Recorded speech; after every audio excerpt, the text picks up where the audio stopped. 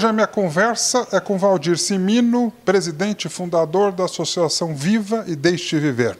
Muito obrigado pela presença. Obrigado a você pelo carinho e atenção. Qual o valor do brincar e contar histórias na internação hospitalar de crianças e adolescentes? A gente tem que pensar que essas atividades lúdicas que começaram a invadir o hospital têm uma lógica de uns 25 anos. E 25 anos é uma geração. Brincar, a palavra brincar no nosso país ela é muito pejorativa, porque quando você fala está brincando, está fazendo nada. E é exatamente no nada que a gente consegue desenvolver a consciência pelo lúdico. O mundo cresce, vira concreto, as grandes cidades, e as crianças perdem a possibilidade de brincar como no passado, a não ser as crianças que moram no interior, que ainda têm acesso à natureza, que têm acesso às brincadeiras dos avós. Quando a gente leva essa ferramenta para dentro da saúde, a gente amplia a possibilidade da criança enxergar um mundo lúdico. Então, a dor, o sofrimento, a angústia, com o brincar e a contação de história, abre um espaço para a criatividade, para a imaginação. E eu acredito que muitos profissionais da saúde, principalmente gestores, estão se rendendo e entendendo que quando existe uma política de humanização da saúde, onde o acolhimento envolve todas essas práticas, acolher o paciente, envolve entender que ele é um ser total. Né? Ele não é uma parte, ele não é um pé doente, ele não é um câncer, ele tem que ser entendido na sua integralidade. E o brincar e a contação de história traz essa grande possibilidade da gente, junto com a equipe de saúde, trabalhar desejos e vontades da criança, e mais do que nunca a gente acaba impactando a família e os profissionais que hoje prescrevem a contação de história e o brincar. Então, nesses últimos 25 anos, isso ganhou um espaço generoso dentro do branco e do asséptico, que é a saúde. Valdir, o bacana é que vocês quebram a rotina, né? A criança para de falar e de só ouvir doença.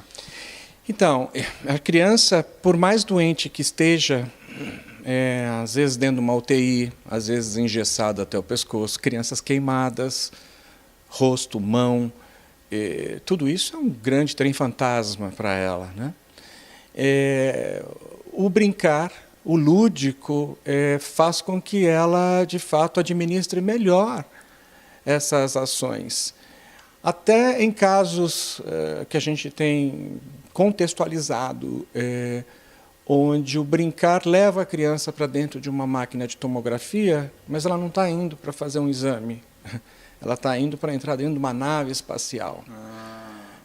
A criança participa da sua própria recuperação.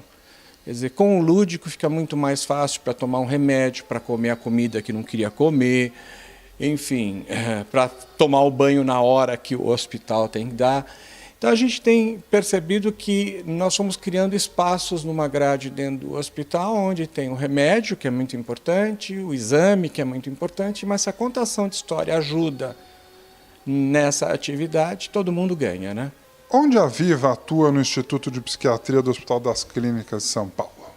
Então, o nosso trabalho nós iniciamos há 12 anos atrás. Foi uma experiência, até porque quando nós capacitamos os nossos voluntários, a gente nunca entra com a intenção de perguntar o que a criança tem. A gente já entra provocando a brincadeira, oferecendo as histórias, quer dizer, não me interessa a doença. E os voluntários são capacitados para isso, né? Porque se você abrir o espaço para falar da doença, a mãe fala, a criança fica triste, a criança sempre fica num plano, a mãe falando sobre ela. Então, isso, a gente decidiu que a gente não entraria dentro dessa seara, pois toda criança doente tem vontade de brincar. Boa. Tem ali um espaço para essa possibilidade. Quando nós iniciamos as nossas atividades dentro da psiquiatria, a gente teve que fazer o inverso, e somente lá. Porque lidar com os transtornos mentais é muito complicado. Quer dizer, como é que se conta a história para uma criança com espectro autista? Como é que se conta a história para uma criança hiperativa? Enfim, tem particularidades nas patologias e nós passamos a aprender junto com os profissionais. E mais do que nunca, nós criamos até um manual da observação. Porque se você já entra agindo, a criança pode ser muito refratária ou pode despertar nela angústia, choro. Então, a gente sempre observa e oferece para ela o que ela quer fazer. Esse é o ponto crucial, né, principal dessa ação. E nesse momento também nós descobrimos o quanto os pais precisam de histórias. Então, hoje o nosso trabalho está muito focado na terapia filial, que é botar o pai para brincar, botar o pai para entender que ele tem que encontrar o tempo do era uma vez dentro de casa. Bacana. E isso tem sido muito bom, porque nesses 10 anos a gente faz essa pesquisa contínua de avaliação, de entendimento, e até para entender as melhorias que essa criança, né, com tantas atividades, porque aí ela tem uma grade. Então, nós atuamos na enfermaria, no ambulatório e no hospital dia. No momento que a criança está sendo diagnosticada ou percebida, porque às vezes a gente não tem um diagnóstico fechado e nem os profissionais. Então, essa vivência com a criança no hospital dia nos dá essa possibilidade. Depois elas têm intervenções quinzenais, mensais, e se a criança porventura surta ou tem problemas, então ela tem que ficar internada. Então nós atuamos também nessa parte. Então a gente consegue entender o todo no processo dentro da psiquiatria. Depois que os contadores de histórias começam a atuar lá no IPQ, as crianças pedem para ler mais? Elas pedem livros? Pedem para ficar com os livros? Na psiquiatria a gente percebeu que o era uma vez, muitas vezes ele era quebrado, né? A gente não conseguia ler um livro inteiro. Ou pela rapidez, ou pelo desinteresse, ou porque tem muito texto. Então, elas traziam para a gente esse incômodo. Foi na psiquiatria que nós desenvolvemos um jogo de contar histórias, de construir histórias. Olha. Esse jogo, desde 2006, hoje ele está nas grandes lojas com o apoio da Matrix, na distribuição, com a editora Matrix. Então, esse jogo tem ajudado a gente a construir as histórias com as crianças. É muito interessante, quando a gente oferece a leitura, ela fala não, mas quando a gente fala, você não quer virar um autor de histórias? Vamos escrever uma história? Então, ela participa e esse jogo é desejado. A gente percebe que as crianças solicitam bastante. Quando você conta a história, constrói a história com ela, fica muito mais fácil, porque se naquela história apareceu um príncipe, uma princesa, se apareceu o hospital, enfim, a gente consegue levá-la para a literatura. Fala, olha, essa história aqui que você criou, ela é muito parecida com a história do livro X, do livro Y. Então, a gente vai mostrando. Então, nesses anos de experiência, a gente percebeu que o brincar é muito forte. A gente tem que brincar para o livro se transformar num brinquedo. E aí sim o livro ganha espaço. Então a gente tem conseguido levar as crianças, e principalmente na psiquiatria, diferentemente do Brasil, onde 62% das crianças que nós impactamos são crianças da primeira infância, na psiquiatria a gente está lidando com os adolescentes, a grande maioria. É o inverso. E você conscientizar ou trabalhar com adolescente, você tem que ter muita conversa primeiro, muito papo, né? Porque ele já não se considera uma criancinha. Então, ele quer construir, ele quer trabalhar temas que muitas vezes eles trazem para a gente para discussão, né? Quais são os resultados que você enxerga depois que os contadores de histórias começam a atuar? Então, nós desenvolvemos uma ferramenta que tem sido extremamente útil, não só para a Viva entender como é que a gente pode lidar melhor com os pacientes, mas também para o hospital, que é o diário eletrônico. Então, todo voluntário, depois que ele atua, ele já registra via celular ou via computador, ele põe lá, são 23 questões, abertas e fechadas. É engraçado porque os voluntários no início falavam, nossa, mas para que a gente precisa preencher tudo isso? Tanta pergunta. Isso faz parte da política de humanização da saúde.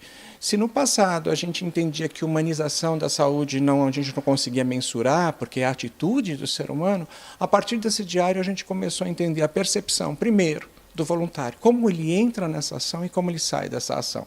Então nós estamos produzindo felicidade. Né? Outra coisa é a percepção que ele tem quando ele entra num quarto ou num ambiente, quando ele sai. Então nós estamos produzindo felicidade, mudança comportamental, a criança triste fica alegre, a criança fica mais motivada. Então a gente percebe claramente uma mudança que acaba influenciando na coordenação motora da criança, no lado intelectual dessa criança, que ela se percebe gente dentro desse processo, e também na forma afetiva. Né? Como eu falei, muitas vezes, algumas patologias dessa fazem com que a criança, muitas vezes, ignore a própria família. E com esses encontros, onde o pai encontra a contação de história como um eixo norteador, foi desenvolvida uma pesquisa pela Fundação Itaú Social, onde 73% dos pais impactados pelo contador de história vão ler mais para os seus filhos. Então, isso mostra exatamente que a gente está na missão correta. E esses fatores da afetividade, da coordenação motora e, principalmente, do lado intelectual da criança, a gente tem percebido mudanças extraordinárias. Inclusive, o jogo Eu Conto, quando a criança está construindo uma história, ela traz o que ela quer e o que ela não quer também. Então, muitas vezes, ela está contando para a gente ali. Então, a gente tem colecionado histórias e essas histórias têm ajudado com que os profissionais, em poder desses contos, consigam trabalhar melhor as angústias, as tristezas ou o sofrimento dessa criança. Valdir, o 11º workshop foi um sucesso. Estive lá. Como é que terminou o evento? Terminou de uma forma muito diferente, muito especial.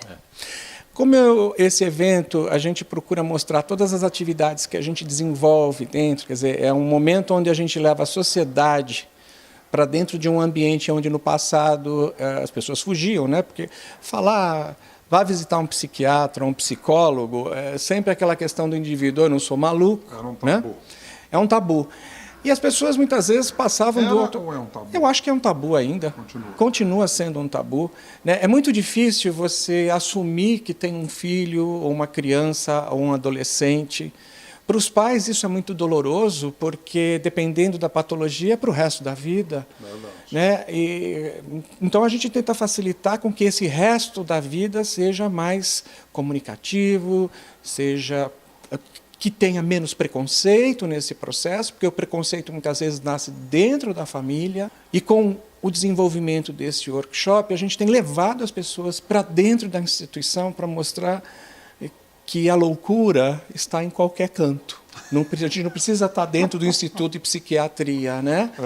E eu acho que a gente abre um espaço para minimizar preconceito, quando as pessoas entram e percebem que aquele ambiente lúdico, bonito, com informação, com gente capacitada, informada, e na busca, de fato, eu diria, de minimizar o preconceito junto aos transtornos mentais. E como acabamos o evento?